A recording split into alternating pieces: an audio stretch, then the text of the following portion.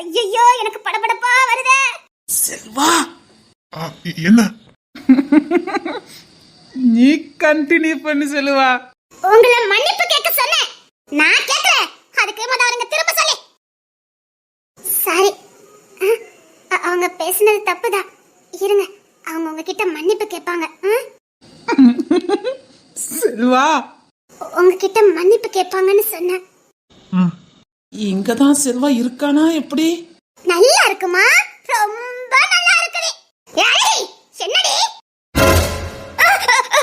அத்தி, நான் மூச்சு முட்டை கத்தும் போதெல்லாம் அவனுக்கு கேட்கல. அவளை ஏதாவது பேசினா மட்டும் இவனுக்கு நல்லா கேக்குது. செல்வா அங்கதான் இருக்கான். மன்னிச்சுங்க, நான் பேசுனதெல்லாம் தப்புதான். இனிமேலே இப்படிலாம் நடக்காது. அவளை மகாராணி மாதிரி பாத்துக்கிடுறேன்.